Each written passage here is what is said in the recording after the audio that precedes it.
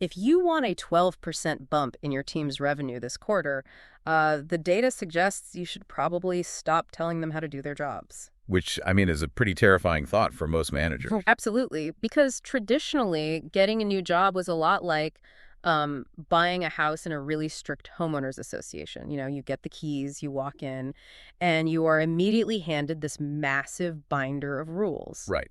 The floor plan is fixed, the paint colors are pre-approved. Exactly. And your job description, it's etched in stone. You do not change the house changes you. And the occupant is expected to simply maintain the property, right? You never act as the architect. The entire structure of the traditional employment contract was basically built on that top-down assumption. But looking at the modern workplace, that static, rigid employment contract is dead, or at least it is dying incredibly fast. Today, we're stepping into a landscape where employees don't just, execute their jobs anymore. They actively co-create them. They do, and we have a fascinating stack of research to get through on this. We really do. Our primary mission for this deep dive today is to decode a brilliant article by Dr. Jonathan H. Westover. It's on what he calls proactive job design. Yeah, and it is an incredibly thorough piece of work. It's anchored by this rigorous three-wave study of 324 Spanish employees. But it also synthesizes like a massive mountain of global organizational research. Right. Dr. Westover looks really closely at the mechanics. What actually happens to the bottom line and to the human psyche when the people doing the work decide to redraw the blueprints themselves. Which is exactly why this matters to you listening right now. Whether you're a manager pulling your hair out, wondering why your blanket empowerment initiatives keep falling flat, or, you're an employee trying to figure out how to prep for a meeting to negotiate a role that actually fits your life. Consider this deep dive your ultimate cheat sheet to reshaping work. Okay, let's unpack this. We need to start by understanding that proactive job design isn't just, one big bucket. No, not at all. To really grasp the physics of what's happening inside these companies, we have to distinguish between two very different flavors of job redesign. Two flavors. Oh, Right. The first is called expansive job crafting, and the second is idiosyncratic deals, or ideals for short. So let's define those, because they sound like thick HR jargon, but they are actually behaviors we see every single day in the real world. Yeah, let's start with expansive job crafting. This is informal. It's bottom up. It is all about changing the how of your work. The how. Got it. It's when an employee proactively reframes their tasks or seeks out developmental feedback or volunteers for stretch assignments. And they do this without needing formal permission from management. Without asking the boss. Exactly. The source material gives a really vivid example. Mm-hmm. Think of a hospital nurse who deliberately reframes their patient interactions. Okay. Instead of just mechanically checking off medical tasks like taking blood pressure or administering medication, they emphasize relational care.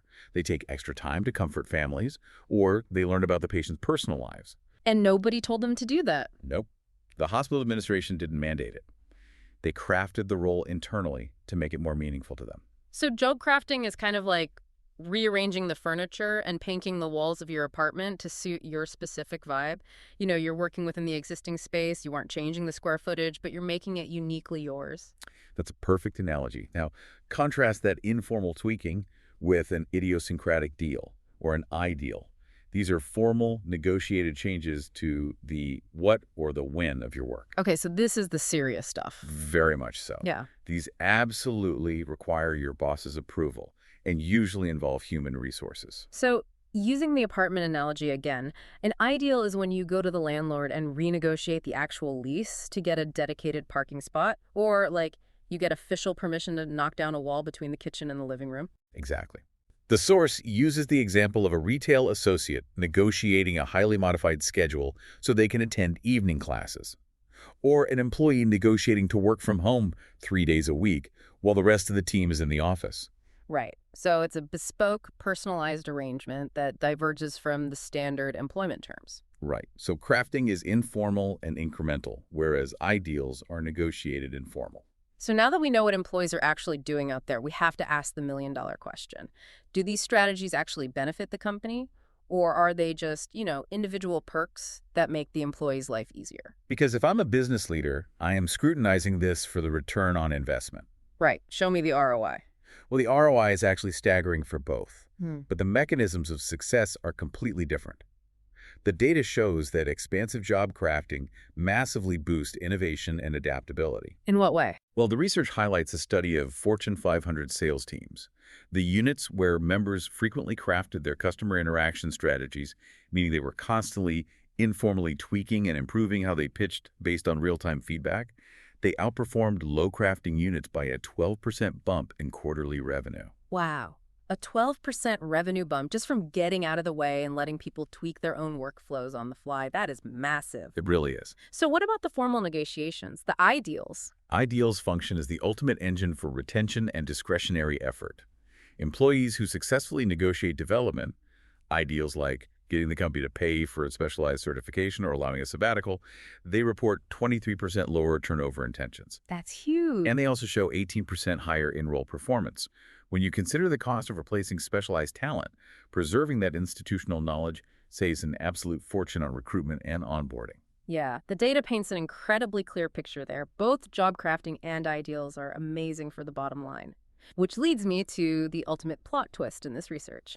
If both of these things work beautifully on paper, why do so many corporate empowerment programs completely self-destruct?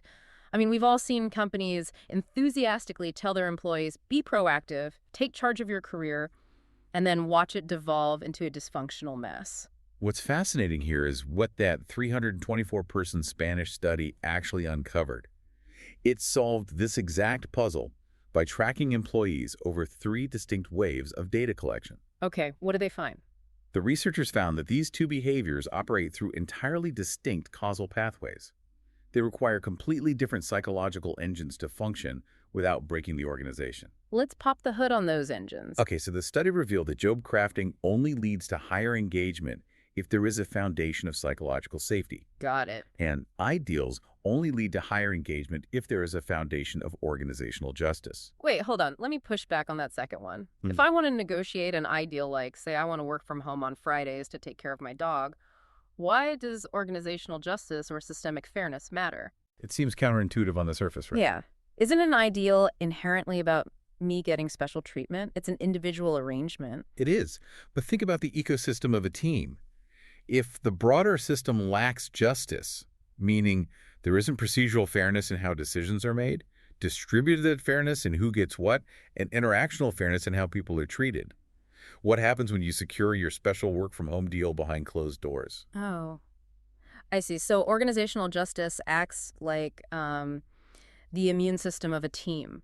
Exactly. If you inject a foreign element, like one guy getting Fridays off, and the immune system doesn't recognize the process as fair or transparent, the team's culture attacks the special deal like a virus. It breeds jealousy and resentment. Because excluded colleagues perceive it as favoritism, and the entire initiative backfires. Your engagement actually drops because your team dynamics become toxic. That makes total sense. And the context of the Spanish study makes this mechanism even clearer. Spain has what sociologists call a moderately collectivist high uncertainty avoidance culture. Let's define that real quick. Uncertainty avoidance, meaning culturally there's a lower tolerance for ambiguity or rule breaking. Like people prefer clear structures and predictable outcomes. Right.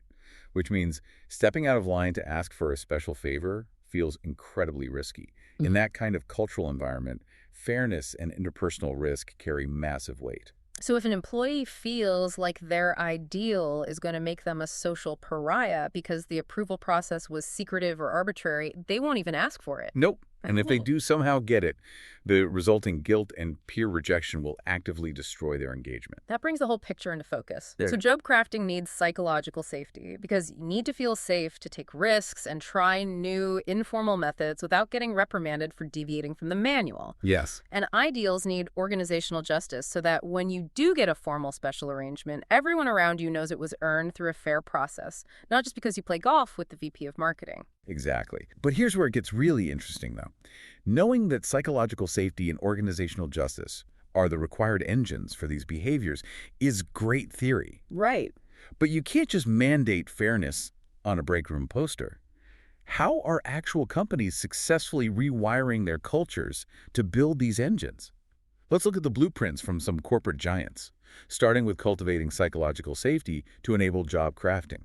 Oh, the ultimate case study here has to be Microsoft under Satya Nadella. Oh, absolutely. Because when he took over as CEO, Microsoft had a notoriously rigid, hyper-competitive, know-it-all culture. People were terrified to make mistakes because one failed project could tank your annual review. Right? It was a very unsafe environment for crafting. Completely. But Nadella actively shifted the entire corporate philosophy to a learn-it-all culture. And he didn't just send an email about it, he changed the physics of the organization. Right. He modeled vulnerability. Senior leaders publicly share their mistakes and the lessons they learned. And more importantly, they changed the performance review metrics, right? They started rewarding learning and collaborative problem solving over just flawless execution. Yes, employee engagement scores rose 12 points over 3 years. Thousands of engineers suddenly felt safe enough to expansively craft their roles toward emerging tech like cloud computing and AI, simply because the fear of career ruin was removed. It proves that safety isn't just about being nice. It's about removing the penalty for innovation. Exactly. But if Microsoft did it by overhauling performance metrics, I imagine a purely creative company like Pixar has to approach safety completely differently. I mean, you can't just mandate better art. No, you can't. Pixar builds safety through an institution they call the Brain Trust. It is the ultimate safety net for expansive crafting in a high-stakes creative environment. How does that work? Directors present their works in progress to a room of their peers, other seasoned directors and storytellers. Those peers offer candid, sometimes brutal feedback. But the crucial mechanism that makes it work is that the Brain Trust has zero formal authority to mandate changes. Zero authority. Zero. The director retains total, absolute control over the film. Wow. By removing the authority dynamic, the feedback becomes a tool rather than a threat. Precisely. That structure allows directors to test wildly unconventional ideas, to craft their storytelling expansively, knowing the room is there to elevate the work, not to punish the creator or hijack the project. That's right. Okay, so that illustrates building safety for informal crafting. How do companies build organizational justice so that formal ideals don't destroy team morale? Well, for the mechanics of justice, we look at Salesforce and Unilever. Salesforce implemented a policy called Success from Anywhere, allowing negotiated hybrid work arrangements. Okay. But instead of letting individual managers quietly make bespoke deals with their favorite employees, they built an incredibly robust online portal. So they standardize the special deals. Yes. Employees submit their requests, provide business justifications, and get responses within a set time frame based on public criteria. Yeah. HR actively tracks the data across the company to ensure there is no demographic bias in who gets approved. That's brilliant. Unilever took a very similar route with their UWork program, publishing extremely transparent eligibility frameworks. Everyone in the company knew exactly what the criteria were for getting a flexible schedule or a modified role. Right.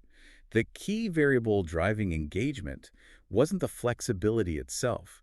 It was the transparency of the process. It creates a fascinating paradox, doesn't it? To safely offer ultimate individual flexibility, a company actually has to build an incredibly rigid, heavily structured, and totally transparent approval system. It's so true. Without that systemic rigidity, individual flexibility just looks like chaos and favoritism to the rest of the team. But, a safe culture and a fair portal still aren't enough to get the engine running at full speed. Because if employees don't actually know how to identify skill gaps, or if they don't have the time to try new things, the whole system stalls out. Right. You need the infrastructure. We have to look at the structural capabilities. You can't just tell people to redesign their jobs. You have to train them and give them hard resources. Adobe is a prime example of structural training. They completely overhauled their legacy performance management, replacing it with a program called Check-in. Check-in. Yeah. They actively train employees on how to identify their own skill gaps and how to formally propose stretch assignments. And, crucially, they also train managers on how to recognize when an employee is attempting to craft their job and how to pivot from being a gatekeeper to being a resource provider. And it pays off.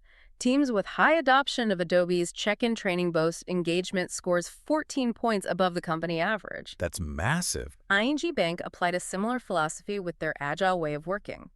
By training everyone on how to navigate flat, self-organizing squads without traditional bosses dictating tasks, the frequency of employees actively crafting their jobs jumped from 41% to 68%. That is a massive behavioral shift, driven purely by giving people the vocabulary and the framework to redesign their days. Right. But some companies take these structural enablers to extreme lengths. Look at Hair, the massive appliance manufacturer. Or hair is wild. They literally dismantled their middle management entirely.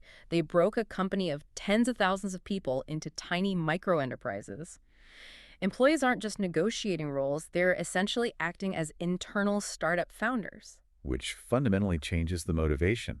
It forces proactive design because if you don't craft your role to be valuable to your micro team, or if your micro team doesn't provide value to the broader ecosystem, you don't survive. Exactly. It shifts the daily motivation from pleasing the boss to serving the customer. Now, even if a company doesn't go to the extreme of tearing down its entire corporate hierarchy, they still have to put their money where their mouth is. They have to resource these initiatives with time and budget.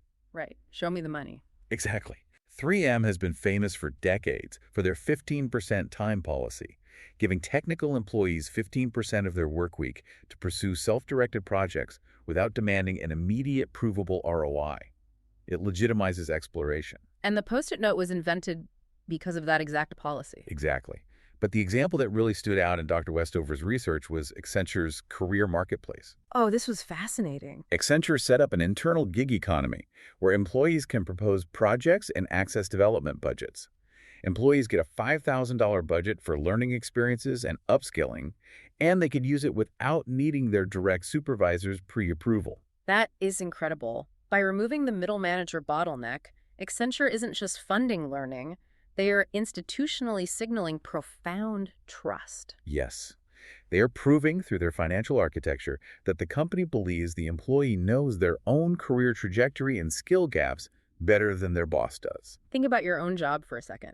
If your company handed you a $5,000 budget and 15% of your work week to completely redesign your role, with zero red tape and no manager signature required, what would you immediately change? It's a wildly empowering concept because it treats the employee as an autonomous adult. It really is.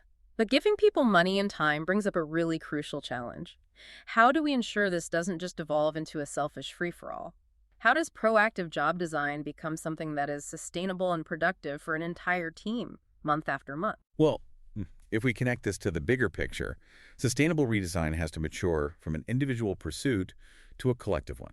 It can't just be a bunch of lone wolves optimizing their own schedules at the expense of everyone else. Right. It's about building team-level psychological contracts. So the evolution of job design is moving from me to we. Precisely. Take Spotify as a model. They organize their engineering teams into autonomous squads. These squads collectively redesign their workflows. They choose their own software tools, they determine their own sprint cadences, and they hold regular retrospectives to analyze what's working and what isn't. So the crafting isn't happening in isolation in a cubicle. The whole team is co-creating the process together. Exactly. Patagonia applies this collective mindset beautifully with their famous "let my people go surfing" philosophy. I love that one. Right.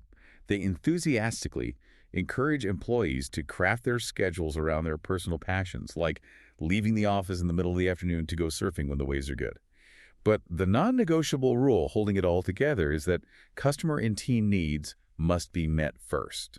So they negotiate group-level flexibility. There are core hours established for collaboration and then individual control over the rest. Right. It distributes the benefits equitably, so nobody feels slighted when a colleague grabs their surfboard. It relies on intense peer-to-peer accountability rather than top-down policing. So what does this all mean for the big, scary annual performance review? Because it feels like a massive disconnect if I spend 12 months brilliantly crafting my job, negotiating ideals, and collaborating with my autonomous squad, and then HR grades me on a rigid 5-point scale based on a job description written in 2018. Well, that is the ultimate pitfall that destroys proactive cultures. You cannot ask people to proactively redesign their jobs and then punish them for deviating from the standard rubric during review season. It's totally contradictory. It is. Deloitte recognized this systemic flaw and completely ditched backward-looking numerical ratings. They moved to a system called performance achievement. What does that actually look like in practice? It means sitting down and saying, here is the job I crafted this year, here are the ideals we negotiated, and here's the distinct value it brought to the firm. Evaluate me on this new co-created reality. Wow. Managers and employees co-create forward-looking development plans. The metric shifts from compliance to a static manual to actual growth and value creation. It's treating the employee like an evolving, appreciating asset rather than a defective machine part that needs to be hammered back into shape. We have covered some serious ground today, from the cultural nuances of Spain to the internal gig economy at Accenture. Let's synthesize the ultimate takeaways from this deep dive. I think the main takeaway is that the era of the blanket, one-size-fits-all corporate empowerment program is officially obsolete. Proactive, targeted redesign is the future of work. And it all comes down to a core dual pathway.